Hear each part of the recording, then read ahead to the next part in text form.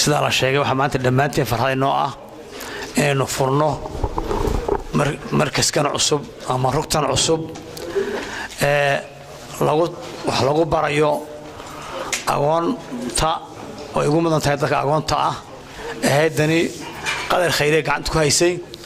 iyo intii kale xaafadda halkan nasiibka u heshay in halkan laga dhiso carruurteeda way wax ku baran doonaan ilaahay bay nagu mahadnaqaynaa inoo soo qadaray halka maanta gabadha khayrka badan leh inay soo dirto hantida inta leeg oo rugta inta leeg lagu dhiso waxa kale marka labaad u mahadnaqaynaa hay'adda fududeysay ama inoo keentay qadar khayriye oo oran karo qadar khayriye ma aha markii u horeysay dalka Soomaaliland waxa maartay hawlgelisay ama ka shaqeysay gaar ahaan gobolkan Awdal waqtigii adkaa ee abaaruha inagu xumaayeen hay'adii ugu qiimaha badnaa ee runtii gargaarka degdega iyo maartay raashinada ku soo deeqay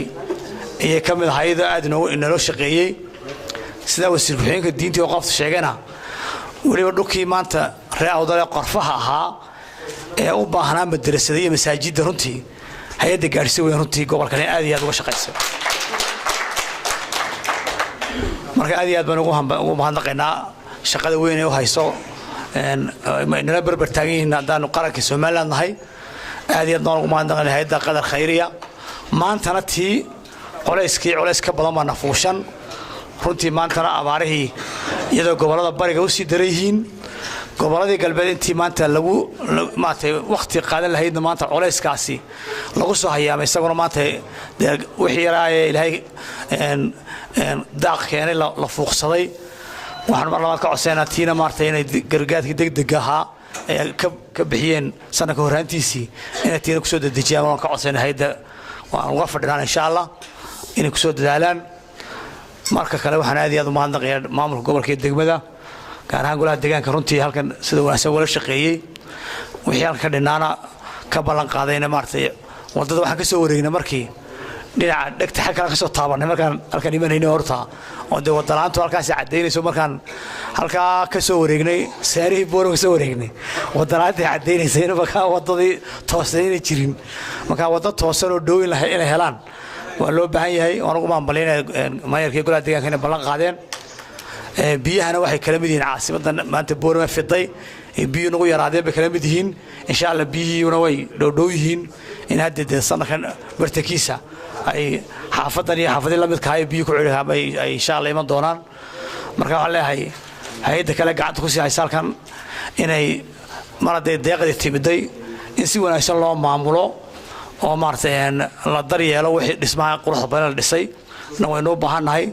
oo shayga in lagu keeno oo lagu dhiso wax ka sii qiimo badan sidoo jir lahayn ku shaqeeyaan maartay lagu shaqeeyo lagu dadaalo inuu shaygu sidoo jir lahaa u shaqeyn lahaa fi mustaqbal iyo loo baahan yahay aqoontana de waa taa la sheego wax tarkeedu qiimaha uu leeyahay yaalku ina geeyay waa la sheegay dhamaanteena deena maartay waxay kulay nin walba culays u saaray nin walba aqoon dadkeena ummadeen wada isku naxariistaanahay ummadda Soomaalidu ka gaaro madax kale oo isku wada dul nool baan nahay nin walba aqoon u haya hadana taa dhexda loo hayana wixii la qaban karto nin walba wuxuu la qaban karo iyo maanta ganacsigeenu gaar ahaan in ka hayaan waqtiyada ay sakooyinka bixinayaan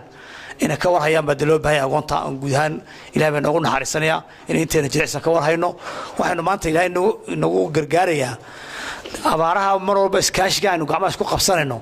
ee keenni jilicsanaya keenni waxay maartay ku diba joogo guda joogaba aynu wada gurmanayno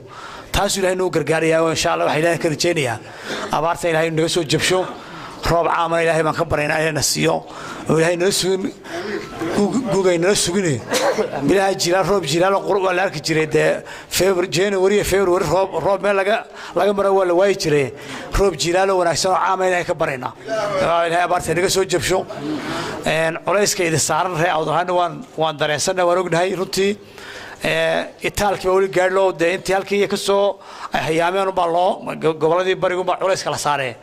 wali dadkan in badan laga dabay waan dareensanahay marka in laga daba yimaado waan ku tala jirnaa dadkii halkan ku soo hayaamay iyo culayska ay inagu hayaan idinku xitaalkiina waad ku mahadsantiin reer awdal iyo reer Gabiley runtii labada gobol ee galbeedku aad iyo aad saddex soo dhaweysanaysaad ugu itaalkiina wax ugu tarteen